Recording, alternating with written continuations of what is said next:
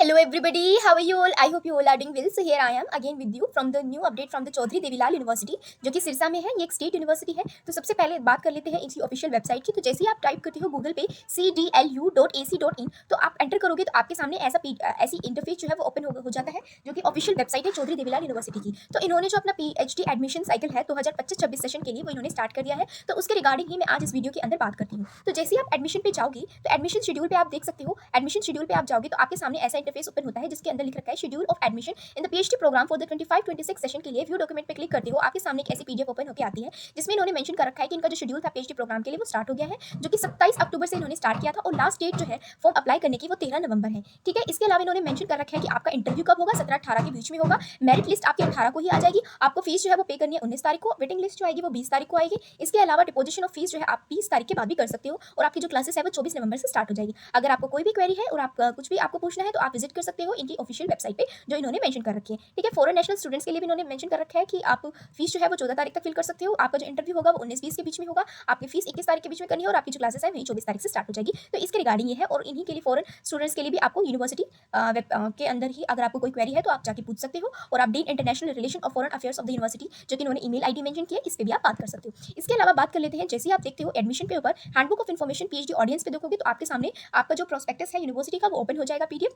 तो कुछ ऐसी यूनिवर्सिटी की प्रोस्पेक्टस की PDF है, तो आप इसको भी देख सकते हो। ये मैंने पूरी कंप्लीट डाउनलोड कर ली है और मुझे जो लगा कि इंपॉर्टेंट है वो मैंने हाईलाइट किया है, तो उसी के बारे में आज मैं इस डेडिकेटेड वीडियो के अंदर बात करूंगी। इसके अलावा अगर आपको कोई भी डाउट है तो आप मुझसे कमेंट बॉक्स में पूछ सकते हो या मेरे पर्सनल टेलीग्राम हैंडल पे भी आप मेरे पास मैसेज कर सकते हो। ठीक है, वैसे तो इसके अंदर आप अपने हैंड पे कुछ भी पढ़ सकते हो, लेकिन मुझे जो इंपॉर्टेंट लगा वही मैंने हाईलाइट किया है। ठीक है, तो आप देख सकते हो एलिजिबिलिटी क्राइटेरिया क्या है, एडमिशन कैसे होगा, ड्यूरेशन कितनी है, प्रोसेस क्या है एडमिशन की, PhD कोर्स वर्क क्या है, फीस कितनी है, स्कॉलरशिप फेलोशिप आपको कितनी मिलती है, रिसर्च प्रपोजल का फॉर्मेट क्या है, एप्लीकेशन फॉर्म कैसे है, कैसे रजिस्टर करना है। ठीक है, तो बात कर लेते हैं एलिजिबिलिटी क्राइटेरिया की। तो जैसे आपको पता है कि अगर आप 4 ईयर बैचलर्स डिग्री प्रोग्राम के अंदर हो तो भी आप अप्लाई कर सकते हो। ठीक है, इसके अलावा अगर आप 4 ईयर बैचलर्स डिग्री प्रोग्राम में हो, ऑनर्स में रिसर्च प्रोग्राम भी है, तो आपके पास 75% मार्क्स एग्रीगेटेड होने चाहिए। ठीक है, इसके अलावा अगर आप MPhil में हो तो आपके पास 55% मार्क्स होने चाहिए और आपका एज रिलैक्सेशन भी आपको मिलता है। अगर आप SC DSC BC AB non creamy layer से या आप इकोनॉमिकली वीकर सेक्शन से है तो आपको 5% का जो रिलैक्सेशन है वो आपको मिलता है। ड्यूरेशन ऑफ द प्रोग्राम की अगर मैं बात करूँ तो मिनिमम जो है 3 साल है और जो मैक्सिमम है जो 6 साल इन्होंने बता रखा है। अगर कोई भी रिसर्च स्कॉलर अगर जो भी इन्होंने टाइम पीरियड मेंशन किया है, अगर उस टाइम पीरियड के अंदर अपनी थीसिस सबमिट नहीं करता है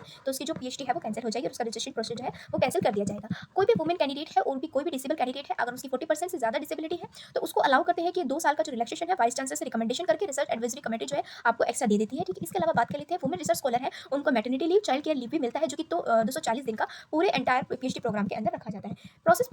प्रोसीजर की बात करें तो इसके अंदर आप देख सकते हो, जैसे कि आपको पता है कि PhD जो है UGC के नॉर्म्स के अंदर होती है। पूरे अपने जो इंडिया है उसके अंदर UGC की गाइडलाइंस को फॉलो किया जाता है। लाइक UGC NTE जो अपने एग्जाम कंडक्ट कराता है 3 कैटेगरी के अंदर अपना रिजल्ट पब्लिश करता है, उसी के बेसिस पे आपका PhD के अंदर एडमिशन होता है। लाइक कैटेगरी 1 अगर आप JRF क्वालिफाई हो, कैटेगरी 2 अगर आप असिस्टेंट प्रोफेसर क्वालिफाई हो और कैटेगरी 3 अगर आप सिर्फ admission eligible for admission to PhD, तो इसी के बेसिस पे आपका जो है एडमिशन होता है। जो भी स्टूडेंट क्वालिफाई करते हैं अगर आप क्वालिफाई करते हो कैटेगरी 1 के लिए तो जो पूरा वेटेज होगा आपका इंटरव्यू पे होगा, और अगर आप क्वालिफाई करते हो कैटेगरी 2 और 3 के लिए तो आपका जो 70% जो स्कोर है वो आपका नेट स्कोर क्या था उसके बेसिस पे होगा और 30% जो आपका इंटरव्यू में कैसा आप परफॉर्म करते हो उसके बेसिस पे होगा। जहाँ कहीं भी लाइक कुछ सब्जेक्ट्स ऐसे हैं जहाँ पे नेट अपना एग्जामिनेशन नहीं कराता है, like hotel management and pharmaceutical science, तो उसके अंदर जो यूनिवर्सिटी है अपना सेपरेट एंट्रेंस एग्जाम कंडक्ट कराती है, तो उसका भी वही वेटेज है 70% जो भी आपका एंट्रेंस टेस्ट और 30% जो भी आपने वाइवा के अंदर लिए हैं। हर कैंडिडेट्स को 50% मार्क्स इंटरव्यू के अंदर लेने ही पड़ेंगे, ये श्योरिटी है। ठीक है, इसके बाद candidate shall apply on the university, आप यूनिवर्सिटी के पोर्टल से अप्लाई कर सकते हो। अब फीस की अगर मैं बात करूँ तो 1650 जो है वो जनरल कैंडिडेट्स के लिए है। इसके अलावा 450 जो है वो SC BC DAP और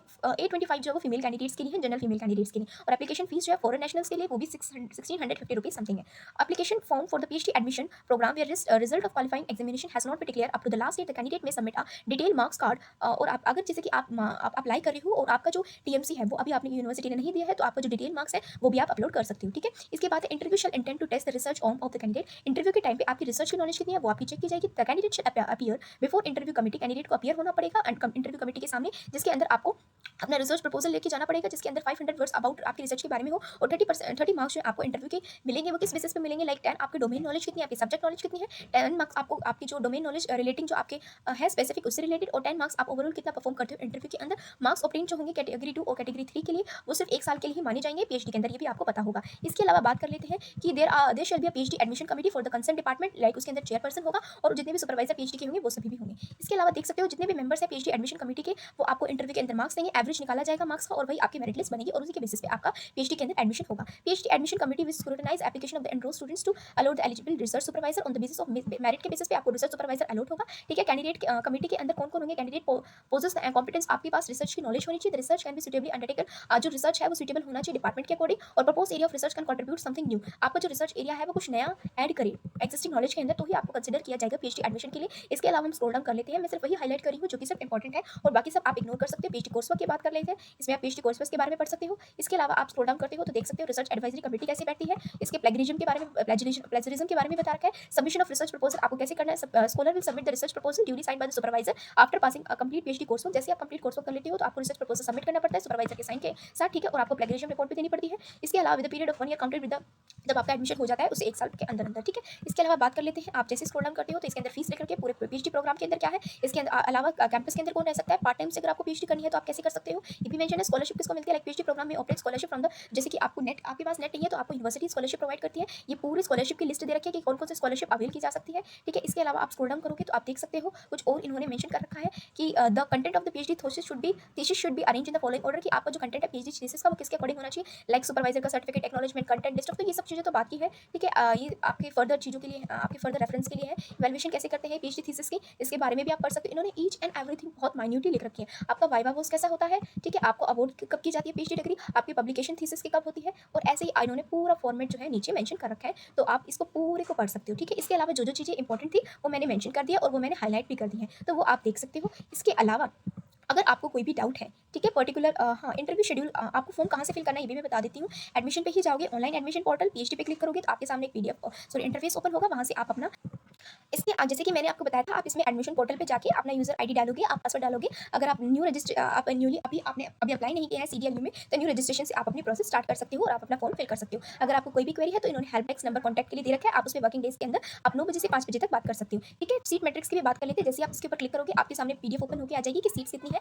तो आप सीट्स भी दे सकते हो अपने सब्जेक्ट के अकॉर्डिंग, लाइक आपका सब्जेक्ट कौन सा है उसके अंदर कैटेगरी वाइज। मैं आपको ये बोलूंगी कि पहले फॉर्म फिल करने से पहले आपको ये भी ध्यान में देना है कि जैसे कि आप मान लीजिए आप रिजर्व कैंडिडेट हो, तो आपको ये देख लेना है कि आपकी सीट डिपार्टमेंट के अंदर है भी या नहीं है, क्योंकि अगर आपकी सीट्स नहीं है तो फॉर्म फिल करने का फिर कोई फायदा नहीं है। तो आप तभी फॉर्म फिल करिएगा जब आपकी सीट्स हों। देख सकते हो आप डिटेल वैकेंट सीट कितनी है पीएचडी प्रोग्राम के लिए, सेशन इन्होंने मेंशन कर रखा है, डिपार्टमेंट का नाम है, इंडियन नेशनल के लिए और फॉरेन स्टूडेंट्स के लिए कितनी सीट्स हैं इनके पास, और कैटेगरी वाइज सीट्स इन्होंने दे रखी है। लाइक बायोटेक्नोलॉजी के इनके पास एक सीट है जो कि सिर्फ जनरल की है, बिजनेस एडमिनिस्ट्रेशन के अंदर 6 है, केमिस्ट्री के अंदर 4 है, कॉमर्स के अंदर 5 है, कंप्यूटर के इंजीनियरिंग के अंदर एक भी नहीं, इकोनॉमिक्स के अंदर 4 है, एजुकेशन के अंदर 4 है, एनवायरमेंटल साइंस के अंदर 1 है, इंग्लिश के अंदर एक भी नहीं है, सिर्फ एक सीट है, वो भी फॉरेन नेशनल्स के लिए है, हमारे लिए नहीं है, इंडियन स्टूडेंट्स के लिए नहीं है। फूड टेक्नोलॉजी के अंदर 5 है, जर्नलिज्म के अंदर 4 है, मैथमेटिक्स के अंदर 2 है, फिजिकल एजुकेशन के अंदर 4 है, फिजिक्स के अंदर 4 है, पब्लिक एडमिनिस्ट्रेशन के अंदर 4 है, संस्कृत के अंदर 4 है। तो आप इसको देखिए और अपनी कैटेगरी वाइज देखिए और उसके बाद ही फॉर्म फिल करना स्टार्ट करना, यहाँ से आप अपना फॉर्म फिल कर सकते हो। अगर आप इसके अलावा अगर आपको कोई भी डाउट है तो आप मेरे साथ कमेंट बॉक्स में भी पूछ सकते हो या मेरे पर्सनल टेलीग्राम हैंडल पे भी मेरे पास मैसेज कर सकते हो। मैं आपकी क्वेरी को रिजॉल्व करने की पूरी कोशिश करूंगी। अगर आपको कोई गाइडेंस चाहिए रिसर्च से रिलेटेड, प्रपोजल कैसे सबमिट करते हैं, प्रपोजल कैसे बनाना है, आपको टॉपिक कैसे सिलेक्ट करना है, तो आप उसके रिगार्डिंग भी मुझसे मैसेज कर सकते हो, ठीक है। मैं आपको पूरा गाइड करने की कोशिश करूंगी। Thanks for watching guys, bye bye, take care.